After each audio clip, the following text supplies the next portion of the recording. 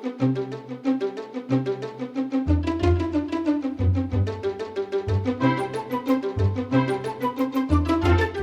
again and welcome. This is the Sustainable Futures Report and I'm Anthony Day. It's Friday the 3rd of April. To start with, it's my pleasure to introduce my latest patron, Colin Clark from Australia. Welcome, Colin, and thanks for your comments. Colin is particularly concerned about denial, and he sent me a link to an edition of the Bolt Report, an Australian show with two people complaining about the actions of Extinction Rebellion and the lack of balance in the media which was keeping climate deniers out. I've put the link on the blog at www.sustainablefutures.report, and you'll notice that the Bolt Report doesn't have anybody putting the other side of the argument. Okay, I have nobody putting the opposite view to the Sustainable Futures Report. Feel free to get in touch. Last week I asked a question: is the Sustainable Futures Report relevant in the present circumstances? I've had responses online and by email, and thank you for your support. The general consensus was that I should continue, so I will, albeit in the context of this coronavirus emergency. Right then, this week I'm going to talk about denial and whether climate change could lead to more pandemics in future. How will COVID-19 affect developing nations, and what are the implications of that for the rest of us? How is climate change affecting Africa and developing nations? And in other news, fantasies in Venice, cars in the sky, carbon reporting, fiddling investors, and why the British government thinks we should give up cars. Ready? You'll remember that Donald Trump's appointment of Andrew Wheeler as US Environment Protection Agency Administrator brought in a man with wide experience of climate change issues and environmental regulations. Much of this was gained in his former role as a lawyer acting on behalf of the coal industry. Wheeler is a critic of limits on greenhouse gas emissions and of the Intergovernmental Panel on Climate Change, the IPCC. He was chief counsel to the chairman of the United States Senate Committee on Environment and Public Works, that's US Senator James Inhofe. Inhofe himself has long been a climate skeptic, and among many other things, he's the author of The Greatest Hoax: How the Global Warming Conspiracy Threatens Your Future. No surprise then that the EPS has announced the suspension of all environmental regulations during the coronavirus outbreak. This is a temporary suspension, although at present it is open-ended.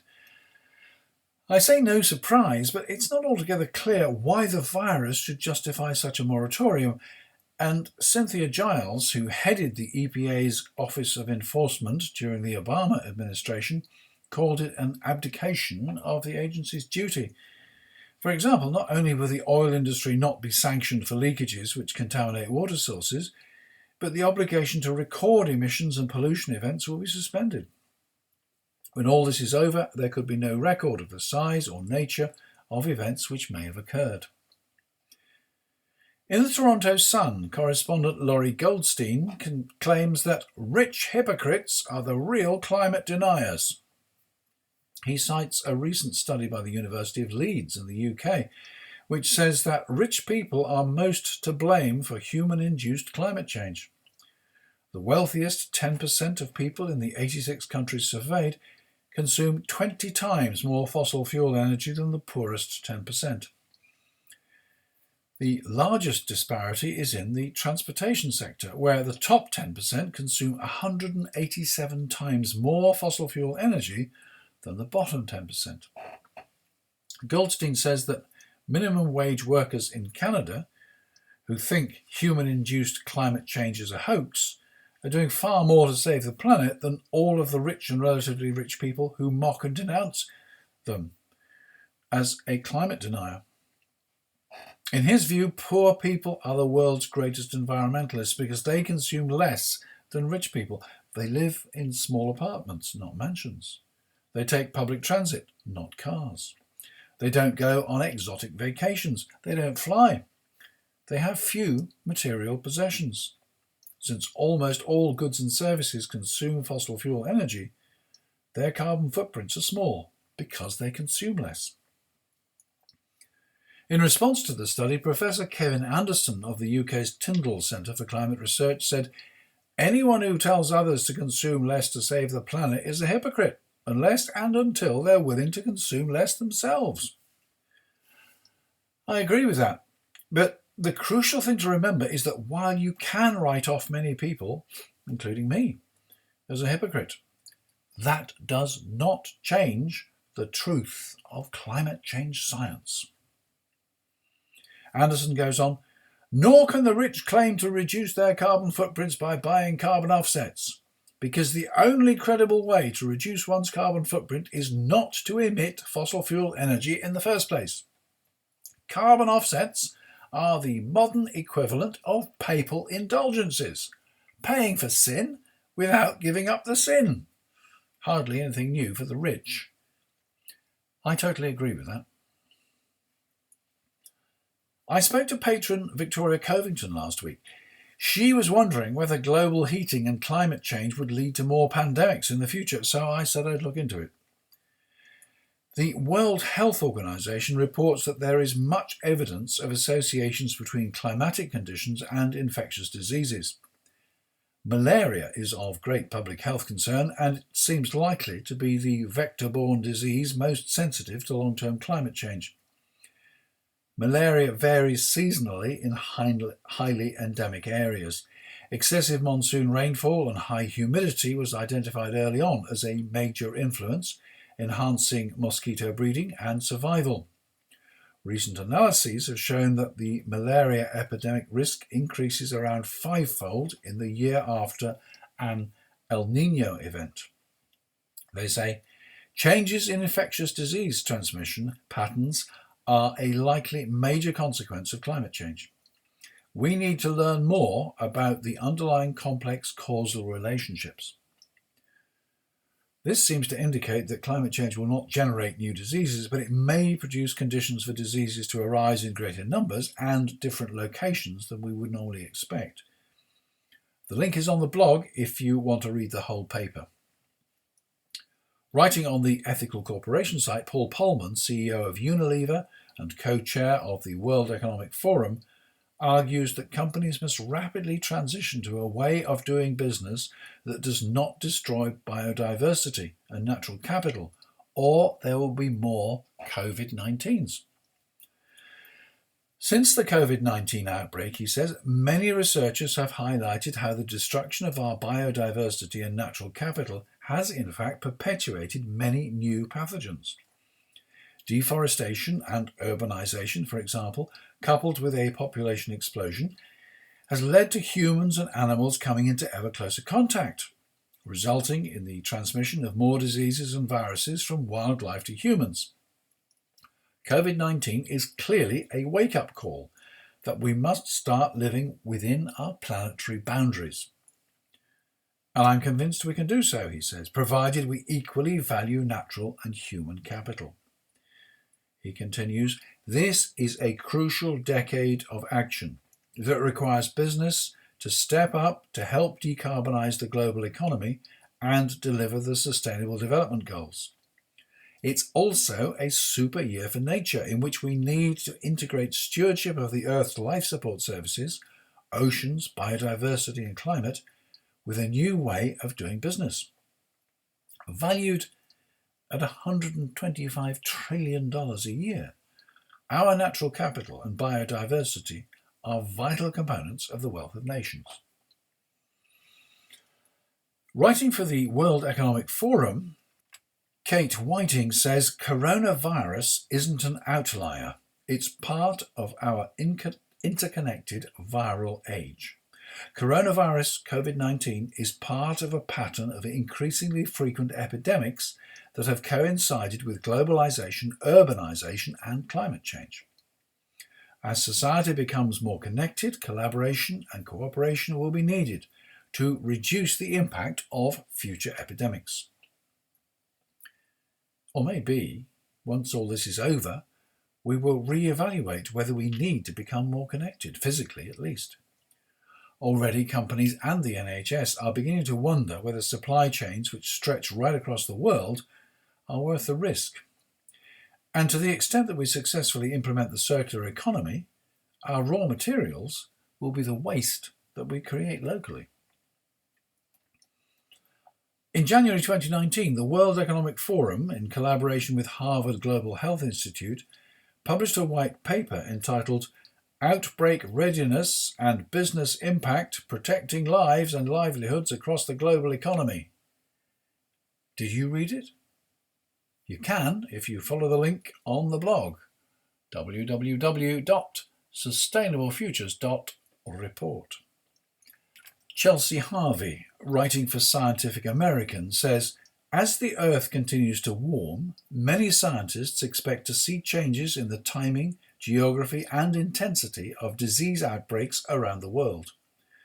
And some experts believe climate change, along with other environmental disturbances, could help facilitate the rise of more brand new diseases like COVID-19.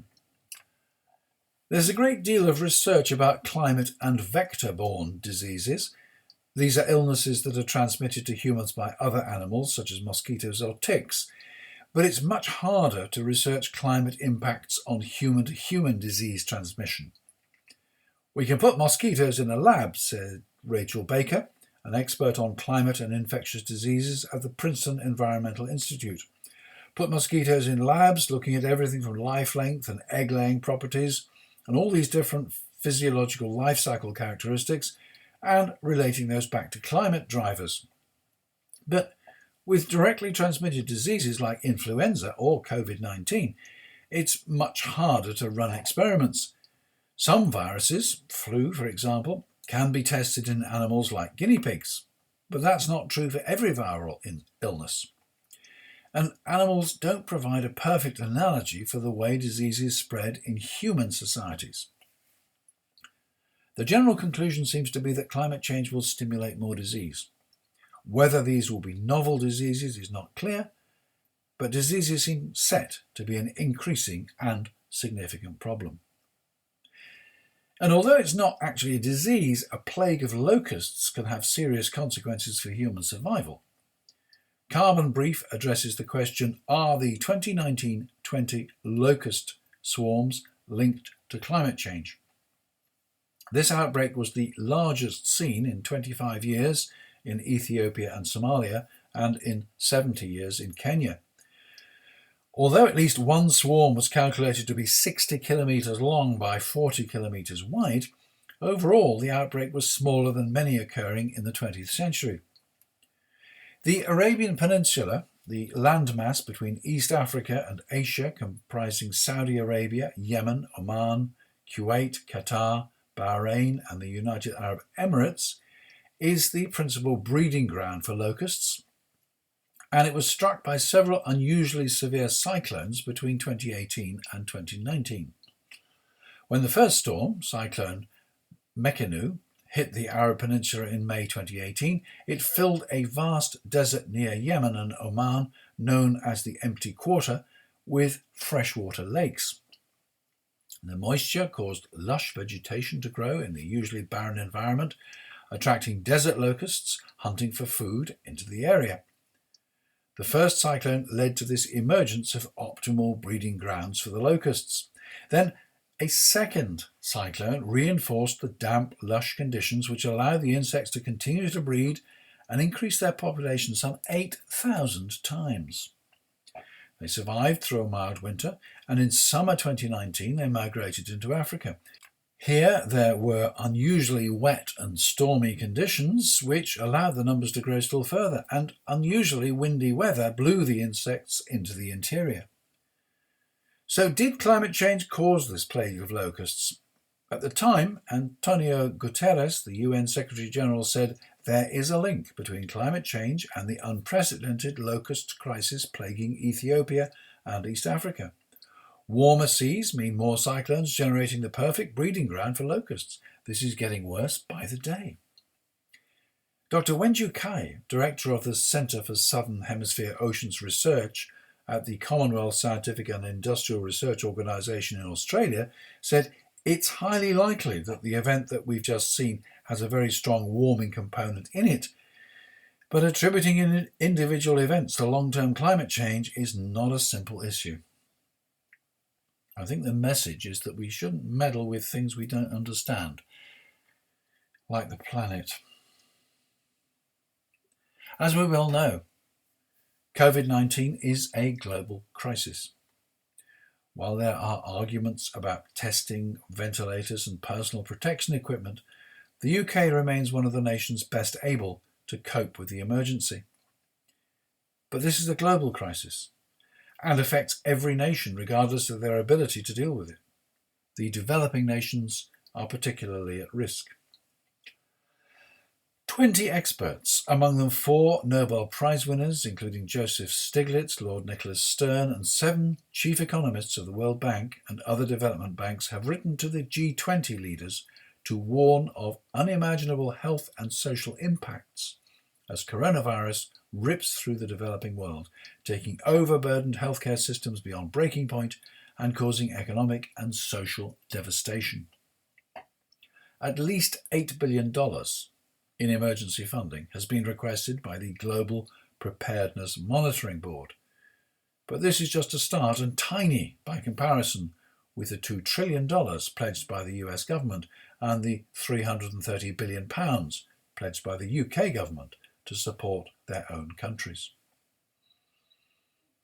If efforts to control COVID-19 fail, the virus could become endemic, producing new waves of destructive outbreaks around the world, the letter warned, adding, "We have a rapidly closing window to ensure that we give these countries at least a fighting chance to manage the crisis and provide some light at the end of what could be a long tunnel." The letter concludes, "We are now urging you, the leaders of the G20, to urgently provide the necessary resources to reduce the losses in human life and back up those most vulnerable.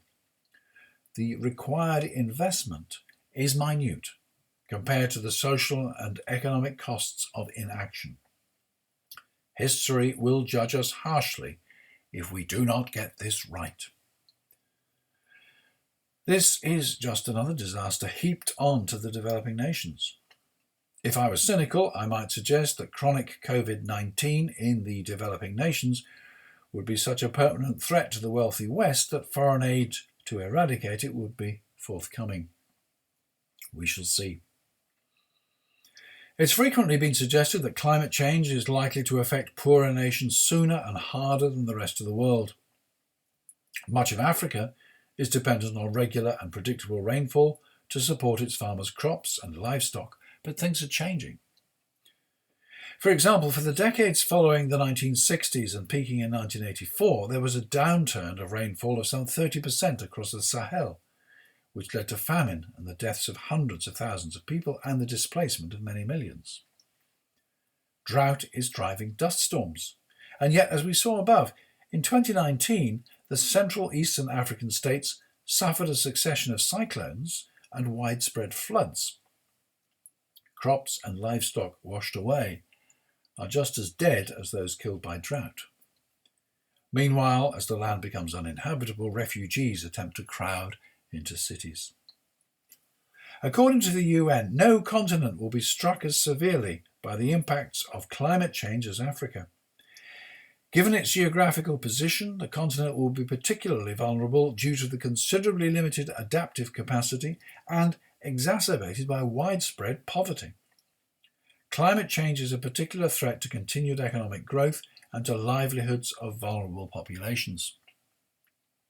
For sub-Saharan Africa, which has experienced more frequent and more intense climate extremes over the past decades, the ramifications of the world's warming by more than 1.5 degrees centigrade would be profound. Temperature increases in the region are projected to be higher than the global mean temperature increase.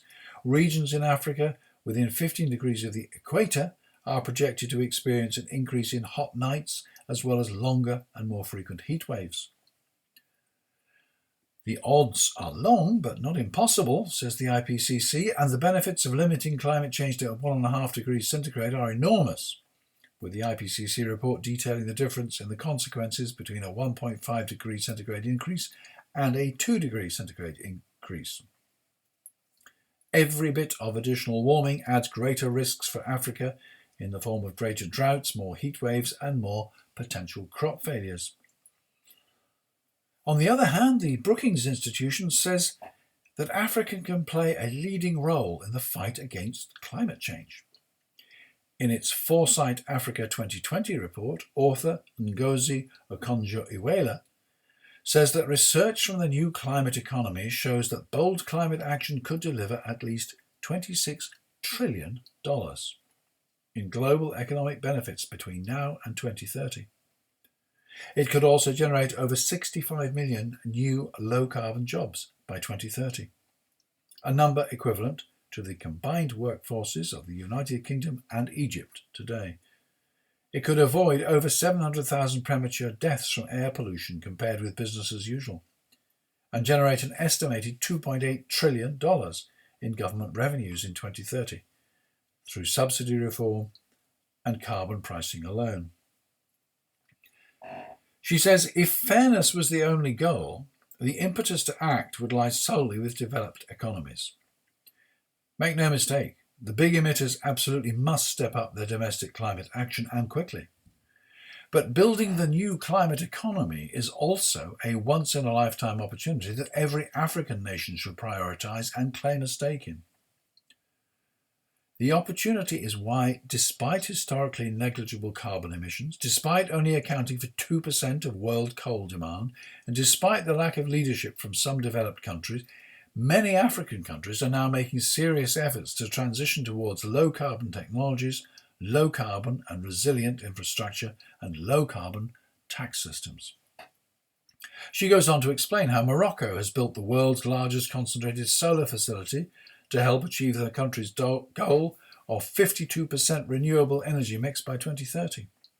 How South Africa's Carbon Tax Act, which places specific levies on greenhouse gases from fuel consumption and industrial processes and emissions, could reduce the country's emissions by 33% relative to the baseline by 2035.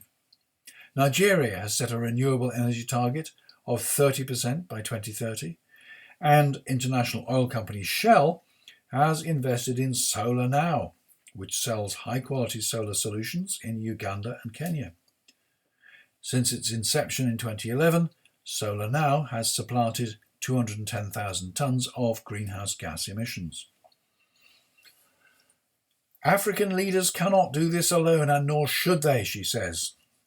Whether driven by opportunism or a sense of moral justice, the world's developed and emerging economies must take action at home and help Africa deliver the investments that will bring the goals of the Paris Agreement within reach. Meanwhile, a headline in the Zimbabwe Independent warns, "We must not jeopardize Africa in the name of climate change." I agree that climate change should be taken seriously, but we cannot accept knee-jerk responses, says N.J. Ayuk. We must not rob our continent of the significant benefits it can realise from oil and gas operations, from the economic opportunities of monetised natural resources to critically important gas-to-power initiatives. What about the desperation that the 600,000 plus Africans without power live with every day, he asks. Is it reasonable to expect them to wait for green energy to evolve while domestic natural gas and crude oil reserves can be exploited to create electricity and heating fuel far more quickly? Clearly, the debate goes on all over the world. And in other news, you may have read about the swans and the dolphins which have returned to the canals of Venice now that the tourists have gone and the vaporetti are no longer cramming the waterways. Sadly, according to thehill.com, that's just an illusion. Apparently the swans never went away, and National Geographic reports that the dolphins in a clip that went viral were filmed at a port in Sardinia, hundreds of miles away. Turning to technology, Hyundai and Uber are working together to develop an air taxi.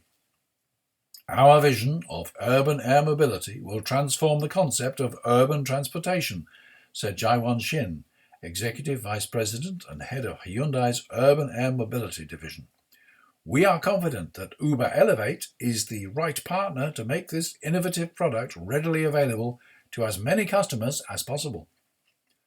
Hyundai's fully electric SA1 model is designed to take off and land vertically, cruise at speeds of up to 180 miles an hour at altitudes between 1,000 and 2,000 feet, and have a range of up to 60 miles. The air taxi concept is powered by multiple rotors and propellers to increase safety and reduce noise, has been designed with 4 passenger seats, and although is intended to be piloted at first, it will become autonomous over time. Once this coronavirus crisis is over, will we need autonomous air taxis? I'm not one to stand in the way of progress, but I must ask, as I am sure many in the developed world would ask, progress for whom? FTSE companies urgently need to raise their game on CO2 reporting, warns the Ethical Corporation. Alexia Perversi and Andrew Jones of Mazars say a recent study by their auditing firm casts huge doubt on the credibility and utility of carbon disclosures in year-end reports. Current disclosure is not fit for purpose and in many cases appears to be a box-ticking exercise that is not integral to the way management teams run their business. Disclosures by the UK's largest companies suggest huge levels of unexplained volatility in carbon emissions. What's more, this volatility does not appear to be linked to operations, which casts huge doubt on its credibility and utility for analysing businesses' performance over time in carbon efficiency. Listed companies have been required to report on carbon emissions for some time, but a new piece of legislation will require many non-listed companies to report too, meaning thousands of new companies will be subject to reporting under a similar regime from next year. Let's hope the government will get this under control. At present, of course, most of its attention is focused, and rightly, on COVID-19, but its many other responsibilities have not gone away and we cannot afford to neglect them. While there may be a fire in the engine room, it's still important to steer the ship away from the rocks. Another headline from the Ethical Corporation reads, "Investors and companies are fiddling while forests burn." Last September, as a response to the Amazon fires, 230 institutional investors, representing $16.2 trillion in assets, called on global companies to take urgent action. As investors who have a fiduciary duty to act in the best long-term interests of our beneficiaries, we recognise the crucial role that tropical forests play in tackling climate change, protecting biodiversity, and ensuring ecosystem services, and see the reduction of deforestation as a key solution to managing these risks and contributing to efficient and sustainable financial markets in the longer term, ran the statement. Fine words, but also words unmatched by similar fine deeds, according to a new report from Global Canopy. The Forest 500 annual report seeks to hold to account 350 companies that produce, trade, use or sell the largest amounts of 6 key commodities: palm oil, soy, beef, leather, timber and pulp and paper, as well as the 150 biggest institutions that finance them. In total, the report showed that 102, or 68%, of the financial institutions that were assessed had no deforestation policies. Among them, 4 of the world's 5 biggest asset managers, BlackRock, Vanguard, State Street and Fidelity Investments, with a combined $17.6 trillion of assets under management.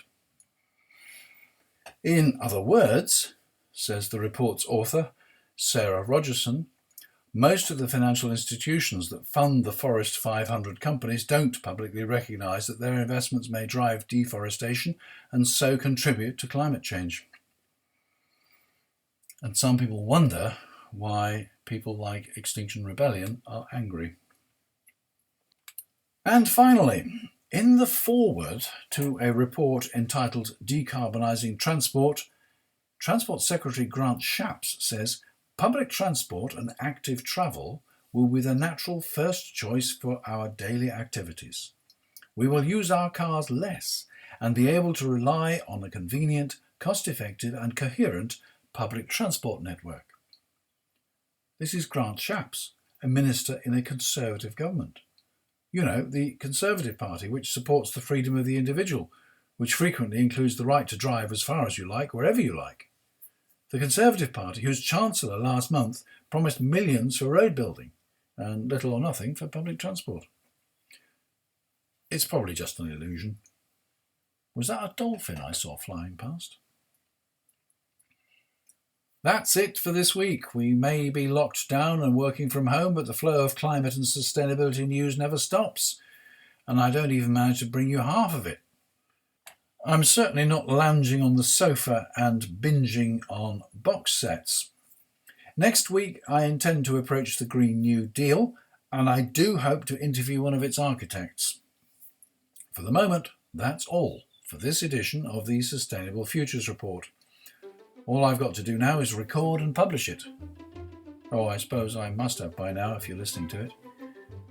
Don't forget the blog at www.sustainablefutures.report, where you'll find the full text and links to all my sources. Thank you for listening. Thank you to everyone who's got in touch to share ideas. Thanks for being a patron, if you are. I'm Anthony Day.